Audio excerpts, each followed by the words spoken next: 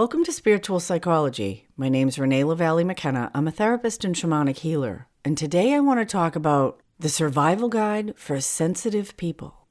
Sensitivity is often seen as a weakness or a deficit in our culture. And I'm going to tell you that sensitivity is a superpower. What we call sensitivity in this vague and general way could actually be seen as an entire sensory system that's unrecognized by most scientific and psychological modalities. And it's my experience that well-developed, trained, and managed sensitivity allows us incredible information about ourselves, about other people, and about the world at large. Information that insensitive people don't have access to.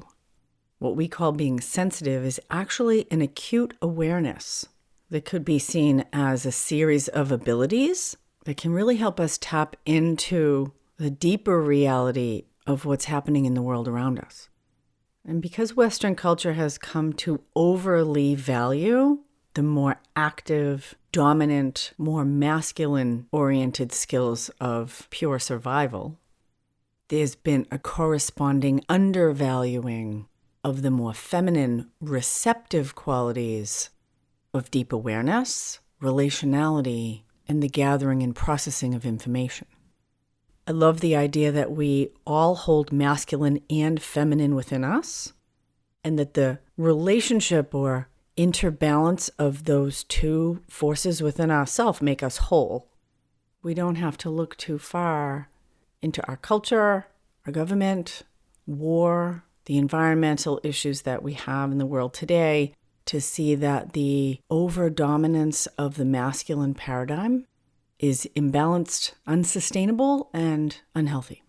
The heroes of Western myth and movies tend to be young, virile, tough guys who go around killing things.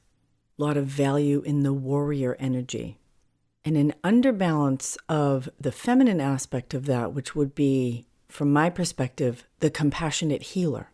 I did a podcast recently on the healthy and unhealthy aspects of the warrior, if you're interested in learning more about that. There's been some really great literature that's come out recently about introverts versus extroverts. And again, this kind of overvaluing of extroverts, and hopefully a growing recognition that introverts are imperative for a healthy functioning system. Being an introvert is not synonymous with being a sensitive person. I'm an extrovert and an extremely sensitive person, although I hated that about myself for much of my life. I really valued the John Wayne tough guy and saw my own sensitivity as a weakness rather than the strength that I appreciate my sensitivity as today. But I'm only able to appreciate that sensitivity as the gift, talent, or superpower that it is because I've learned how to develop and manage it. The reason I had such a bad relationship with my acute awareness or sensitivity is that it caused me a lot of suffering. My skills were completely underdeveloped, and I saw no value in them, except that they caused me distress.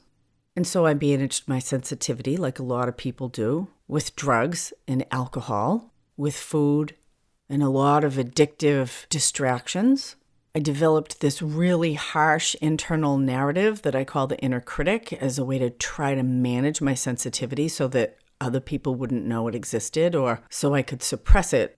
I also have a podcast on the inner critic that leads to a really powerful process for dissolving the inner critic based on an ancient Buddhist practice called Chud.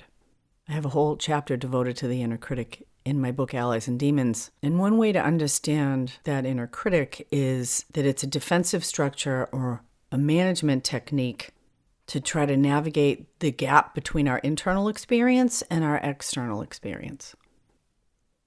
So we're all familiar with the 5 basic senses: sight, sound, taste, touch, smell. I always add instinct and intuition to those. And instinct and intuition are general terms that hold this vast array of awarenesses that can make sensitivity a superpower. But a lot of them are difficult to measure, if not impossible with regular scientific methods. And so if you can't measure it in science or make a lab rat do it over and over again, then much of our culture considers that it must not be real or true.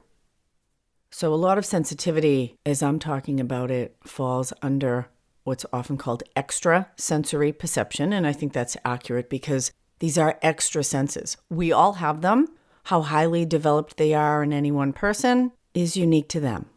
And it's really been through my training in shamanism, opening directly to different ways of knowing, other levels of consciousness, and the idea that there's a lot more going on in ordinary reality than just what we can see, hear, or touch with our regular five senses.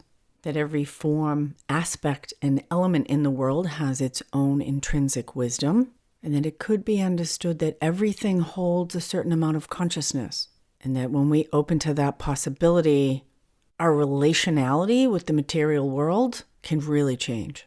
How our intentions manifest, how we receive guidance, and we can move through life much more relationally or conversationally, not just with people, but with the places, things, and events and experiences of our life.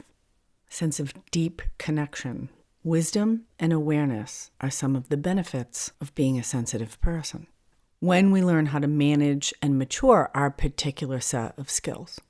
So in spiritual psychology, everything can have a form. Even things that are formless, like energy, emotions, experiences, the past, the future, the divine, and the dead, just to name a few. And these extra awarenesses are usually more body felt or kinesthetic experiences that the rational mind doesn't know how to make sense of. And that's where the training comes in. Because just trying to block or numb or avoid that which is incoming information can actually be dangerous, because sometimes that's information we really need.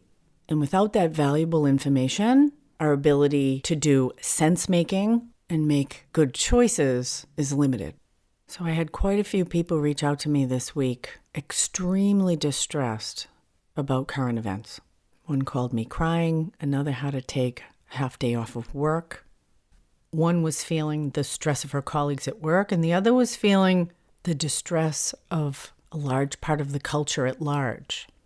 There are so many amazing skills that people have to be able to tune into the resonance of plants, the wisdom of animals, awareness of the dead. I have particular sight for people's childhood trauma. I can see their wounded inner children. But one of the most common sensitivities is emotional awareness of what other people are feeling. Could be called empathy, but the way I'm talking about it and the way a lot of sensitive people manage, particularly the emotional distress of others, is that they really feel it in their body. In fact, sometimes they actually take it on. And in this work, in spiritual psychology, emotions, thoughts, energy have a form, and you can literally take them into your body and store them. And I probably don't need to tell you that that's not a good idea. Although the motive is often to help or to try to make the environment better for ourselves or everyone else, taking on the unresolved emotional issues of other people does no good for anyone. So what do we do instead? Well, the first principle is to realize that everyone is responsible for their own experience. We certainly can help people. I have dedicated my life to that. But how we help them, if we really want to further them along their evolution, rather than just give them immediate relief or comfort, that's a skill set that may need to be learned.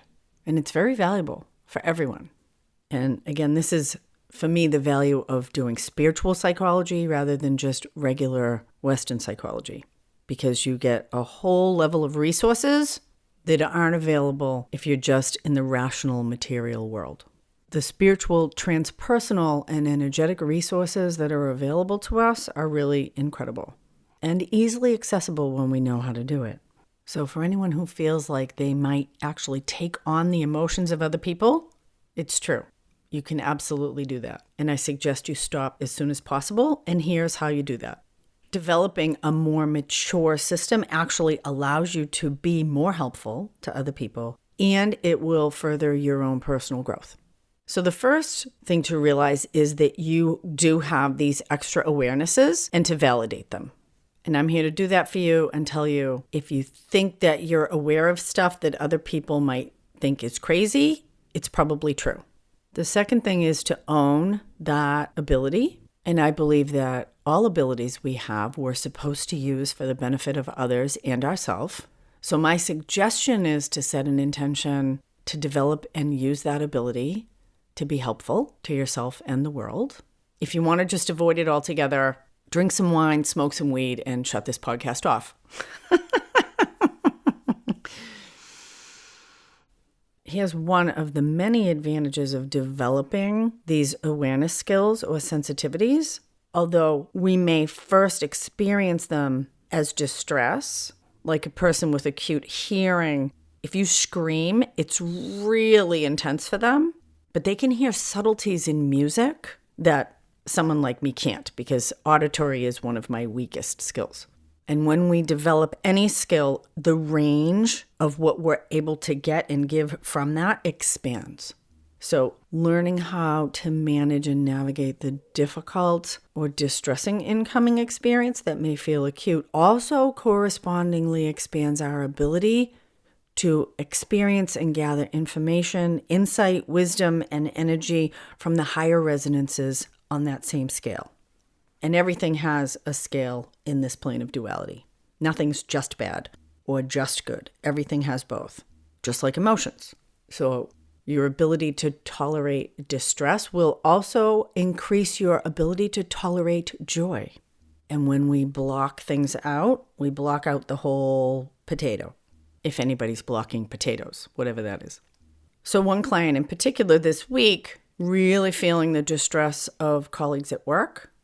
One of the roles in her life early on was to try to manage the distress of siblings and parents in her family, that she could actually take on their feelings as a way to give them relief, to try to bring balance and harmony. She was a grounding force.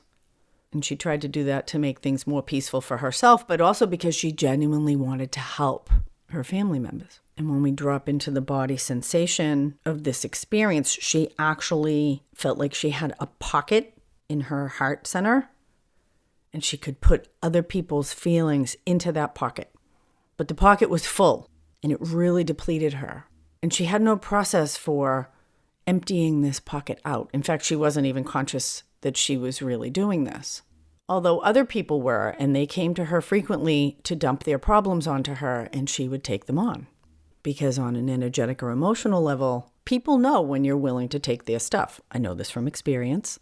And so one of the advantages of working transpersonally, spiritually, is that there's a lot of help available outside of our regular little ego self. So one of the first things I do when I work with clients is connect them with their own interpretation of higher consciousness. So often people connect with their own higher self. I have another sensitive client who experiences that as a white energy that runs from the crown of her head down to her perineum. And when she connects with it, she's calm, she's grounded, and she has access to a lot of her own just innate wisdom. I actually have quite a few clients who experience this as the tandem of Jesus and Mary that show up with this kind of masculine, feminine dynamic on either side of them. From a Buddhist perspective, this would be our Buddha nature. So this client who was distressed at work has a particular relationship with the trees, and she really grounds herself with tree energy. The trees are behind her and around her, and trees hold incredible wisdom.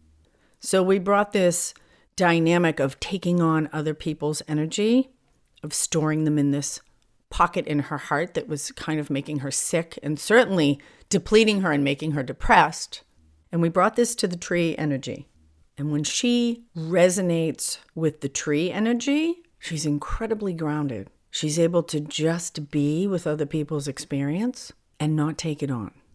And as we sat more with this dynamic and her intention to be genuinely helpful to others, it became clear that the trees had the ability to receive carbon dioxide and to emanate oxygen. that they had their own transformational system that she didn't have within her body, but that she could ground the tree energy. In fact, maybe the tree even wanted to be in front of her, and the tree could take on the suffering of the person and manage it with a transpersonal wisdom that she didn't have. Connecting people, when we're connected with higher consciousness, when we bring that connection to others and offer it to them, it's incredibly powerful and transformative. And we're actually connecting them with an unlimited resource as opposed to having them become dependent on us. It's like the difference between giving a hungry person a fish or giving them a fishing rod. We are not supposed to feed people from our own life energy. We're supposed to use that life energy to ground and care for ourselves so that we can be of service to others.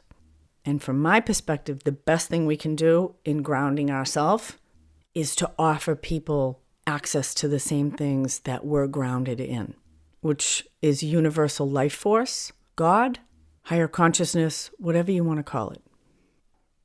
If you're interested in doing more of this work on your own, my book and workbook, Allies and Demons, Working with Spirit for Power and Healing, is available on Amazon. Audiobook coming soon. If you want to find out about one-on-one sessions or my 3-month mentorship program, shoot me an email, info@reneemckenna.com. And thanks to everyone who supports Spiritual Psychology on Patreon. Blessings on your path until we meet again. This is Renee LaValle McKenna for Spiritual Psychology.